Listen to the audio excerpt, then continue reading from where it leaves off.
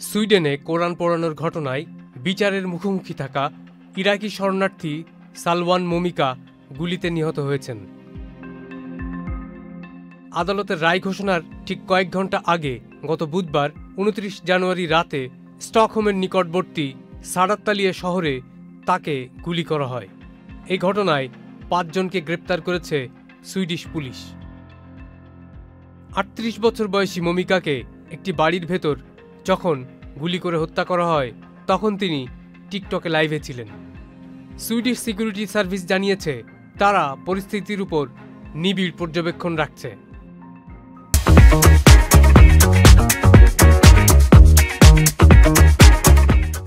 ২০২৩ সালে সুইডেনের বাকস্বাধীনতা আইনে মমিকাকে স্টকহোমের মসজিদের বাইরে প্রতিবাদ কর্মসূচি পালনের অনুমতি দিয়েছিল দেশটির পুলিশ। ওই কর্মসূচিতেই তিনি কোরআন পুড়িয়েছিলেন। কোরআন পোড়ানোর ঘটনার পর সুইডেনে জঙ্গি হামলার হুমকি বৃদ্ধি পায়। পরবর্তীতে যদিও সুইডিশ সরকার কোরআন পোড়ানোর ঘটনার নিন্দা জানায়। কোরআন পোড়ানোর ঘটনাকে কেন্দ্র করে ২০২৩ সালের জুলাইয়ে ২ বার বাগদাদের সুইডেন দূতাবাসে হামলা চালায় প্রতিবাদকারীরা।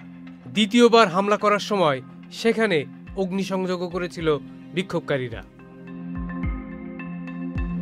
২০২৩ সালে মমিকা প্রকাশ্যে কোরআন পোড়ানোর ঘটনায় তার বিরুদ্ধে মামলা হয়।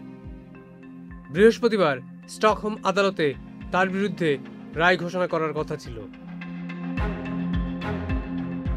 গত মার্চে নরওয়েতে আশ্রয় চেয়েছিলেন মমিকা, কিন্তু কয়েক সপ্তাহ রাখার পর নরওয়ে আবার তাকে সুইডেনে ফেরত পাঠিয়ে দেয়।